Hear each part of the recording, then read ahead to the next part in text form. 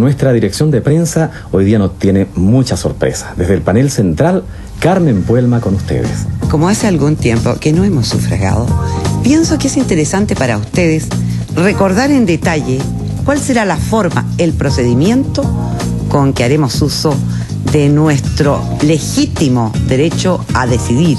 Tomar su carnet de identidad, aunque esté vencido, aunque esté viejo, y concurrir a cualquier local que usted estime conveniente y se lo presenta al presidente de la mesa.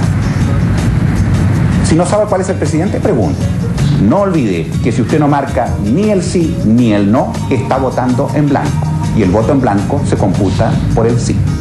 ¿Y fue mucha la abstención o definitivamente el país quiso ratificar el proyecto de la dictadura? Mas como fuere, la Carta Magna del 80 marca el inicio de un camino que tras algún intento perfeccionador en gobierno concertacionista nos pone hoy frente al debate. Que fuera más igualitaria. Que en el fondo la Constitución nos limita, ¿cachai? Y responde a una visión de las cosas. ¿Ustedes están a favor del cambio de la Constitución?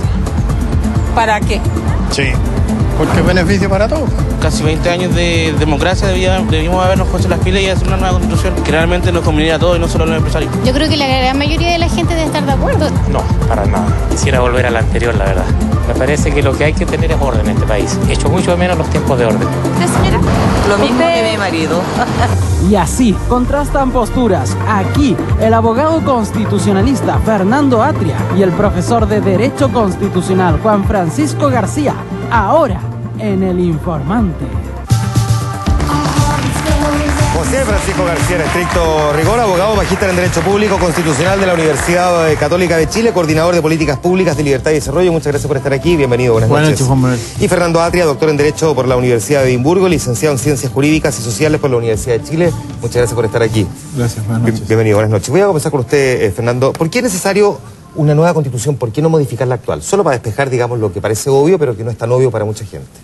Porque la Constitución bajo la cual vivimos es una Constitución que fue dictada en condiciones que hicieron probable lo que efectivamente ocurrió, que es que la Constitución fuera una Constitución que no podemos todos los chilenos sentir como propia, ¿no? Es una Constitución de ellos, y eso no es sano. No es sano que la Constitución refleje la voluntad de una facción en contra de la otra, que sea como una especie de victoria política. Y de lo que se trata es de que podamos tener una Constitución en la cual todos nos reconozcamos y que entonces sea una Constitución cuyo sentido no sea imposibilitar y neutralizar, que es lo que hace esta Constitución, sino habilitar y permitir. O sea, no es solamente un tema netamente jurídico, digamos, que uno pueda modificar la Constitución, sino que también podría tener un componente, no sé cómo denominarlo, pero simbólico o incluso ideológico, porque estamos hablando de una Constitución que proviene de la dictadura de Pinochet. Sí, pero el punto no es solo, ¿no?, que tiene un origen ilegítimo que lo vicia todo, aunque por cierto lo tiene.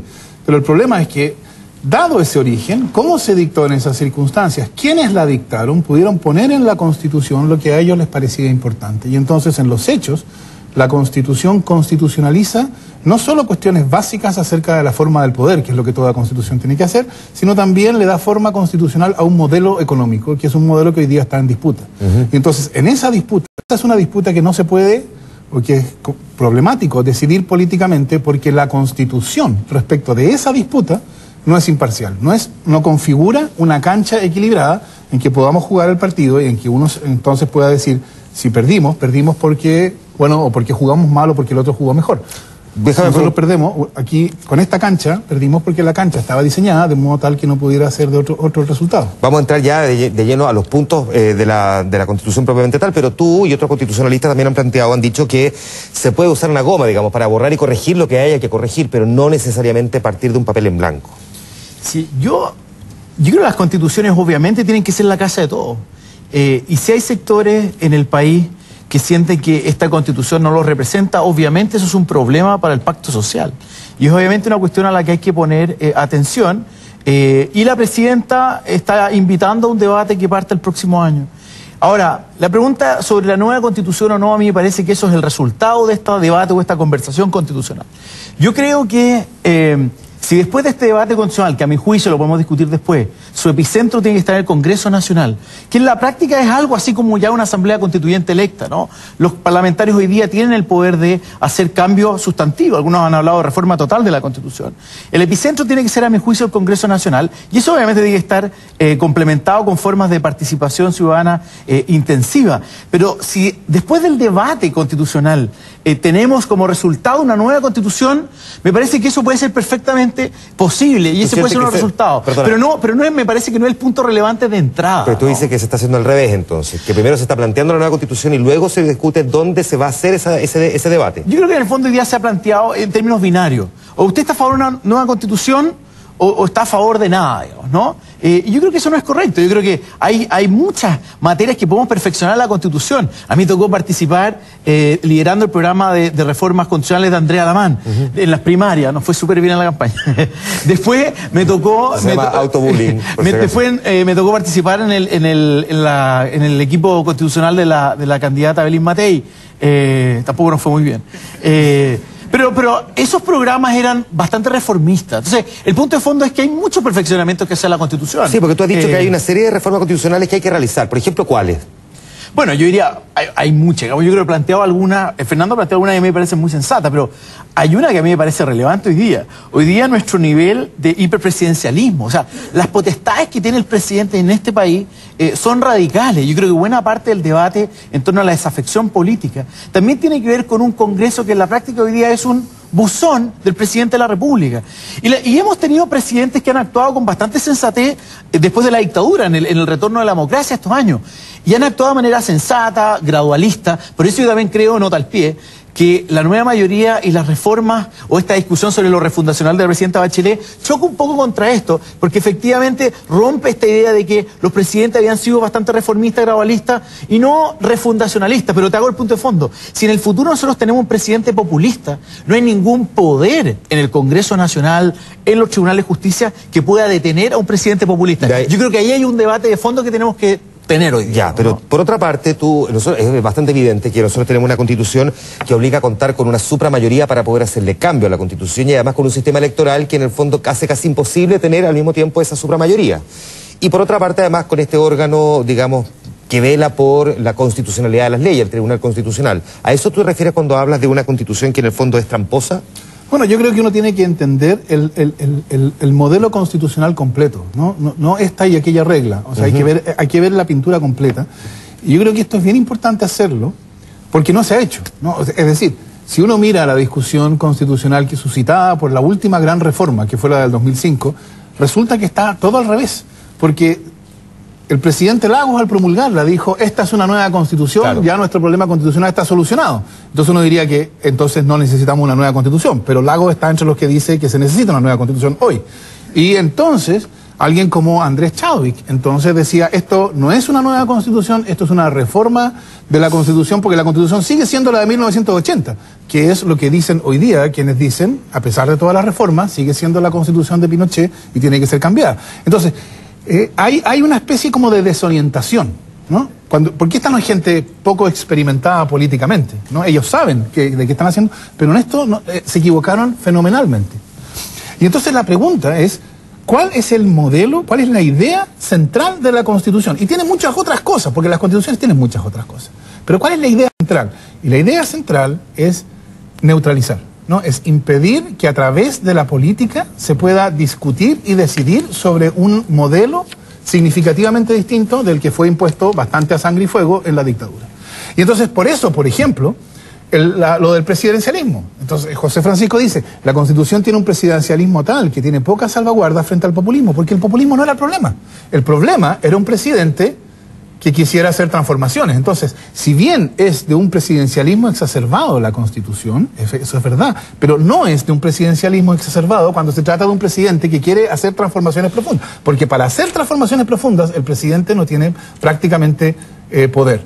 Entonces, es un presidencialismo que tiene, el presidente tiene muchas facultades, pero cuando se trata de modificar aquello que la Constitución quería proteger, es un presidente que tiene pocas facultades. Y entonces a eso se topa con las otras cuestiones que tú mencionabas, ¿no? Que son, tiene quórums de aprobación de la ley que son exagerados, completamente exagerados, y entonces que fuerzan acuerdos ficticios, ¿no?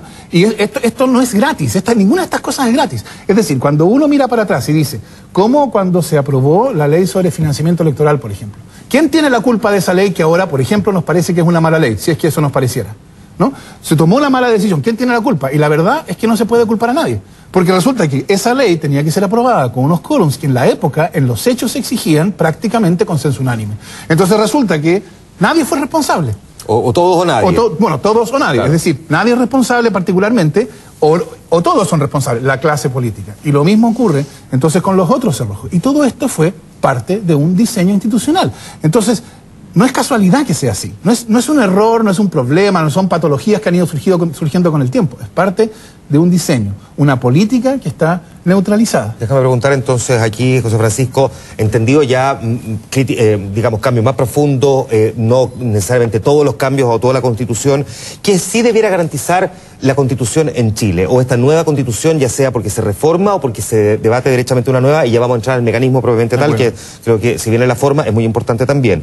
Que haya un equilibrio, digamos, en la regla democrática donde, digamos, manda el gobierno si tiene la mayoría, pero por otra parte que le ponga, no sé, pues límites al poder estatal para que de todas formas se garanticen las libertades individuales y los derechos de las personas, no sé. ¿Qué debiera tener? Yo soy un constitucionalista liberal, digamos, ¿no? Y nosotros creemos que las constituciones deben tener un equilibrio virtuoso entre dos principios. Uno, la regla de mayoría, ¿no? Que es la regla democrática, pero una regla democrática que está sujeta al derecho, digamos, está sujeta a reglas. Porque en el pasado, cuando la mayoría podía gobernar simplemente, bueno, le empezaron a coser a un grupo de personas una estrella acá, y por tener ciertas características físicas, lo empezaron a mandar a campos de concentración, ¿no? Esa fue una regla de mayoría que no está sujeta a reglas, ¿no? Y por tanto las constituciones, para evitar eso, para evitar los totalitarismos, establecen otro principio que es tan potente como la regla de mayoría, que es el principio de derechos humanos, ¿no? Y por tanto las constituciones en la práctica lo que hacen es establecer las reglas de los poderes, que obviamente la mayoría pueda gobernar, pero también se establece un equilibrio para que esa mayoría y esas instituciones no pasen a llevar aquello que es sagrado, digamos, ¿no? Que son los derechos humanos. Y ahí es donde empiezan ciertas reglas concretas que se van materializando. Entonces, un gran tema que puede, en esta mirada como sistémica de Fernando, plantearse hoy día es decir, algunos dicen que esta constitución es neoliberal, ¿no? Entonces lo interesante es decir, ok, y ahí la tesis de Goma, perfecto, vamos entonces a mirar ciertas disposiciones que se estiman realmente lesivas y que hacen imposible, lo que además yo creo que es bien curioso, porque hoy día el país está enfrentando tremendas reformas que se han tildado refundacionales con esta constitución, ¿no? Y por lo tanto, y la presidenta Bachelet hoy día tiene tremendas mayorías, de hecho está a punto de los 3/5, que es una de las reglas de reforma constitucional. Entonces, los críticos de que esta sería una constitución neoliberal, la alternativa que proponen es algo así, no volver a principios neutrales, ¿no? Y que sea la mayoría, la democracia, la que defina si vamos a tener un Estado pequeño o vamos a tener un Estado más grande, si vamos a tener un Estado de bienestar con derechos sociales o con educación gratuita o uno más subsidiario. Eso tiene que quedar el sistema político democrático. Esas discusiones las tenemos que tener en el Congreso sobre política social. Pero ¿cuál es la alternativa que nos plantearon una mayoría? No, una constitución neoliberal de signo contrario, ¿no? Y esas son las contradicciones que tenemos que discutir hoy día. Entonces, si nos vamos a poner de acuerdo en que en la constitución se establecen las reglas sobre las cuales la democracia va a construir el tipo de vida en común que queremos, nuestros conceptos de bien común. Todos tenemos diferencias sobre lo que es la vida buena, lo que es el bien común. Esas reglas tenemos que discutir en el Congreso, en el proceso democrático, ya, no zanjarlas en la Constitución. Ya, voy a dejar plantear la pregunta, pero tengo que ir a la pausa, pero dejo la misma pregunta para los dos. ¿Bajo qué mecanismo se hace entonces una modificación de este nivel de profundidad? Ya sea una nueva Constitución o una Constitución como la actual, pero que requiere de montones, o sea, varias gomas, digamos, para poder ser cambiantes. Dejo planteada la pregunta, nos vamos a la pausa. De inmediato aquí al informante. La nueva constitución, lo que planteó esta semana el gobierno como parte de la agenda de discusión del 2015. Volvemos de inmediato.